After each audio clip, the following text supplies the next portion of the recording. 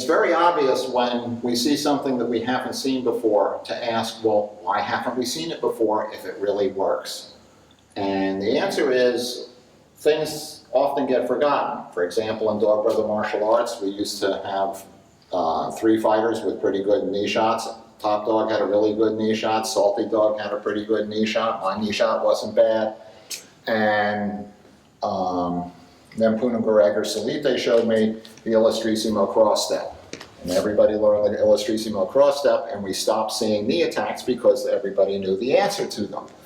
And then some time went by, and the next wave didn't learn the counter, the Illustrissimo cross step, because they weren't seeing the knee shots, and again, they became relevant.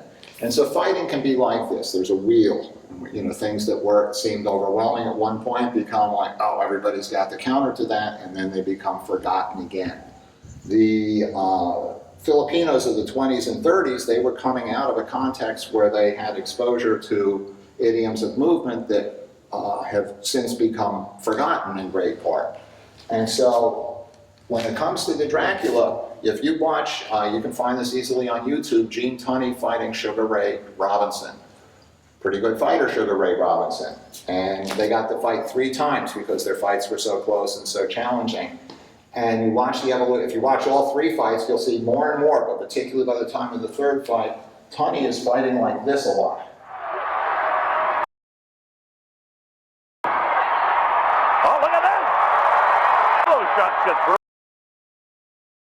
And look at the way Fullmer comes in. He covers up with that left forearm to the ear of Ray Robinson. You see Ray Robinson coming with that uppercut, but it's not effective. These keep him off because it seems like when Gene Fullmer wants to come in, that the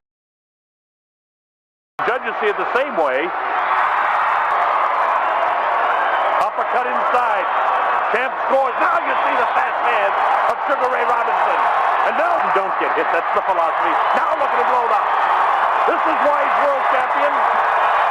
Before this night's over. And that's the way it's been going. At this time, Ray Robinson is trying to win this round. You see, the champ comes forward, covers himself up. The challenger keeps coming forward as well. The title, has he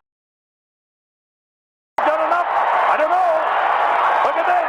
He's tied up again. Fullmer bangs behind the ear. Inside shots. It's tough inside. The battle is a terrific fight. This one goes into the book. It's a terrific.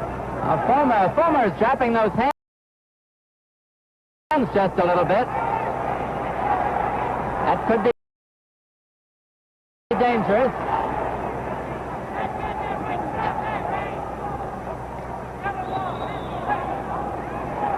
And he would just sort of scroll his way. He'd throw a right, which would cover, but then he would get that shot like that. And the fight was declared a draw. He retained his title. You know, if you're good enough to go the distance, and you know, in the era of 15-round fights against Sugar Ray Robinson, I'd say the structure got pretty well tested.